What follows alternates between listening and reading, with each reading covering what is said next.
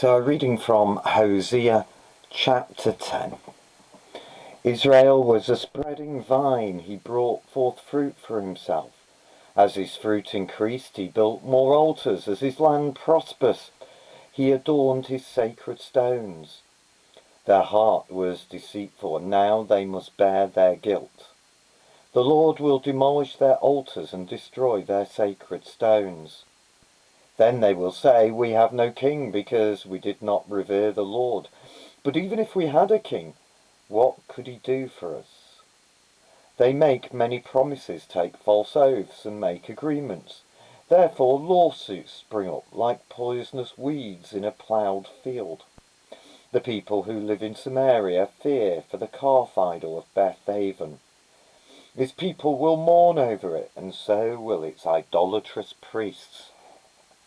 Those who had rejoiced over its splendour because it is taken from them into exile. It will be carried to Assyria as tribute for the great king. Ephraim will be disgraced, Israel will be ashamed of its wooden idols. Samaria and its king will float away like a twig on the surface of the waters. The high places of wickedness will be destroyed. It is the sin of Israel. Thorns and thistles will grow up and cover their altars. Then they will say to the mountains, "Cover us," to the hills, "Fall on us." Since the days of Gibeah, you have sinned, O Israel, and there you have remained. Did not war overtake the evildoers in Gibeah? When I please, I will punish them. Nations will be gathered against them, to put them in bonds for their double sin. Ephraim is a trained heifer that loves to thresh. So I will put a yoke on her fair neck. I will drive Ephraim. Judah must plough, and Jacob must break up the ground. Sow for yourselves righteousness, reap the fruit of unfailing love, and break up your unploughed ground. For it is time to seek the Lord, until he comes and showers righteousness on you. But you have planted wickedness, you have reaped evil, you have eaten the fruit of deception, because you have depended on your strength and on your many warriors. The roar of battle will rise against your people, so that all your fortresses will be devastated, as Shalman devastated Beth Arbel on the day of battle, when mothers were dashed to the ground with their children. Thus will it happen to you, O Bethel, because your wickedness is great. When that day dawns, the King of Israel will be completely destroyed. Over the last few days, we've heard God through Hosea. We've heard how he is committed to eradicate evil. He doesn't like to see his people abused or abuse him. And he cares so much about it that he acts. And we've been getting this picture of a holy God, and it's terrifying. So much so that we read in verse 8 that people cry out.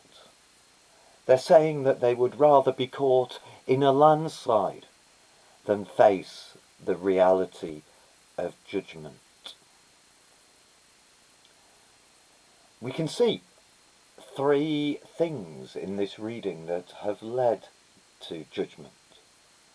First of all, wealth. Hosea likens them to a flourishing vine, a sign of prosperity.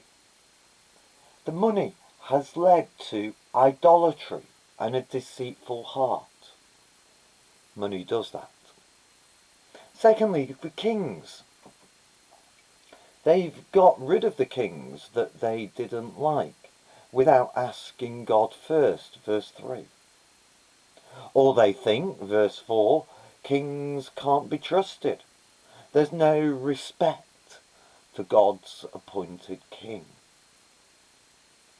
Thirdly, idolatry.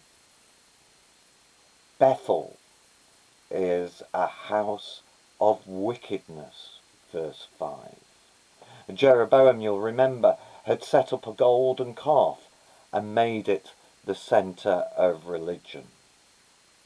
And so they are to lose everything. The idol, verse 5. Their wealth, verses 6 and 8.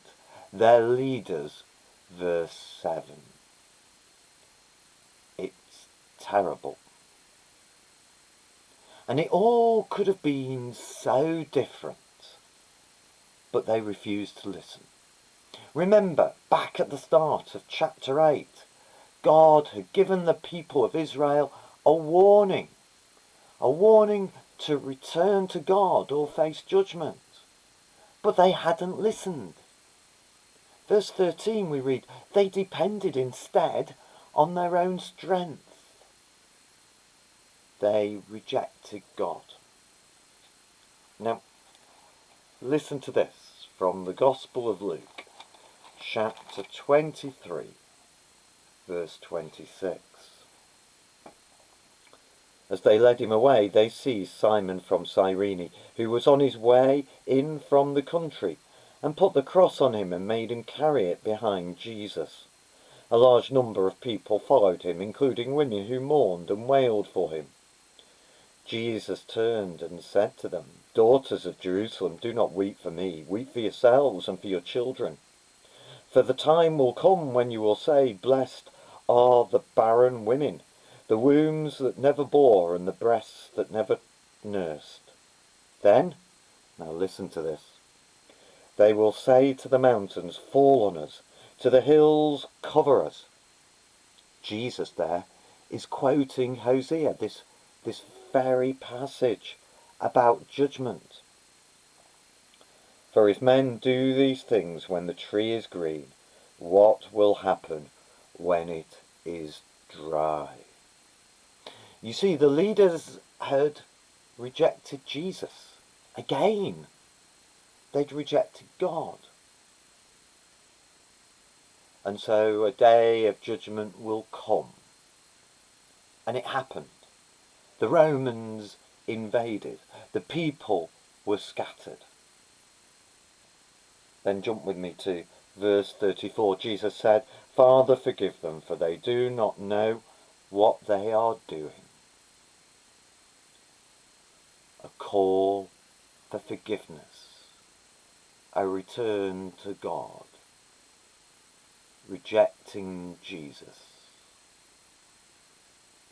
But how about now? How does this apply to us now? Well, turn with me, if you would, to Revelation chapter 6, verses 12 to 17. I watched as he opened the sixth seal. There was a great earthquake. The sun turned black like the sackcloth made of goat hair. The whole moon turned blood red, and the stars in the sky fell to earth, as late figs drop from a fig tree when shaken by a strong wind.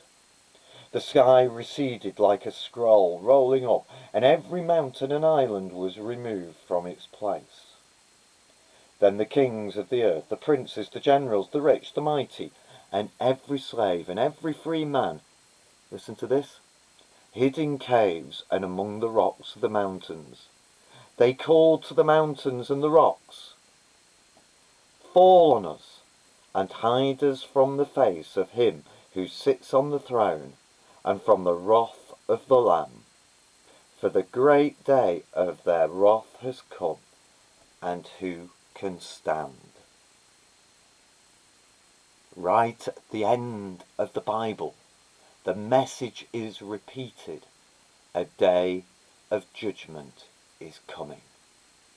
A day when the wrath of God will be revealed. And that's in the future. That's what awaits us. Hosea, Jesus, John, Old Testament, Jesus, New Testament, all predict a day of judgment will come. And it will be horrific. Judgment is real. The world is under judgment. And that surely should compel us to speak of Jesus. Reminds us, I hope, of just how good the good news of Jesus is. And so each of us need to appreciate the depth of our sin, the awfulness of judgment, and come to God through Jesus. And you know, when we do that, it will change how we feel. We'll feel relief, joy, and gratitude.